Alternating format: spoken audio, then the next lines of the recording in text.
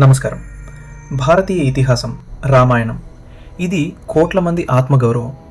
కానీ ఆధునిక మేధావి అని పిలువబడే నటుడు ప్రకాష్ రాజ్ తాజాగా చేసిన వ్యాఖ్యలు ఇప్పుడు దేశవ్యాప్తంగా పెనుదుమారం రేపుతున్నాయి. పిల్లలతో వేయించిన ఒక నాటకం ద్వారా ఆయన రామాయణ పాత్రలను వక్రీకరించి మన సంస్కృతిని హేళన చేశారు. అసలు ఆ నాటకం వెనుక ఉన్న అంతరార్థం ఏంటి? అది కల్చరల్ పాలిటిక్సా లేక సనాతన ధర్మంపై జరుగుతున్న కుట్ర? ఈరోజు మన స్పెషల్ రిపోర్ట్లో దీన్ని పచ్చిగా విశ్లేషిద్దాం. Those kids, today they rewrote Ramayana in the play. Then suddenly Rama, Lakshmana, Sita came. So they are coming down to south and Lakshmana says, Rama, what lucky? No, there is one forest here. Rama says, no, it is somebody's land.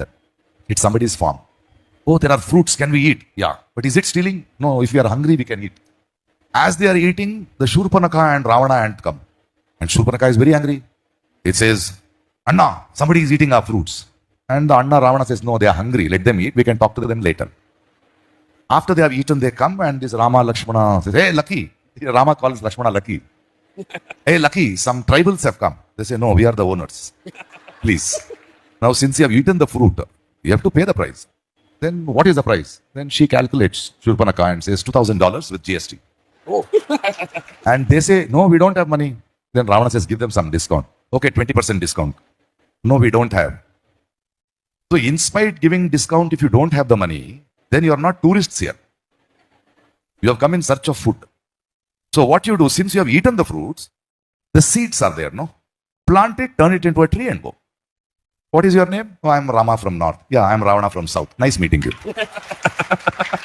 These children said politics. You guys want to come? Don't force your Hindi. Learn Malayalam, no? కేవలం రామాయణం మీదనే ఈ వికృత ప్రయోగాలు ఎందుకు? హిందూ ధర్మం అంటే సహనం అని తెలుసు కాబట్టే ఇలాంటి సాహసాలు చేస్తున్నారా? ఇతర మతాల జోలికి వెళ్ళడానికి మీకు వణుకు పుడుతుందా?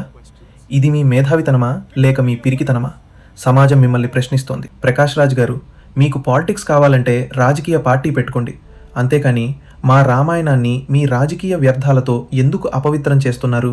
రామాయణాన్ని తిరగరాస్తామంటున్నారు కదా, ఒక్కసారి వెనక్కి తిరిగి చూడండి. రామాయణంలో వాలిని రాముడు కొట్టినప్పుడు ఒక మాట చెప్తాడు.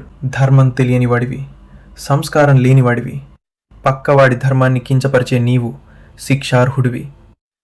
మీరు కూడా ఆనాడు వాలిలాగే అధర్మం వైపు నిలబడి ఈనాడు ధర్మం మీద విషం చిమ్ముతున్నారు. మీ అహంకారం, మీ వికృత చేష్టలు సనాతన ధర్మం ముందు సాగవు. మన సనాతన ధర్మం మీద జరుగుతున్న దాడులు ఇవి యాదృచ్ఛికం కావు, పక్కా ప్లాన్తో జరుగుతున్న కుట్రలు.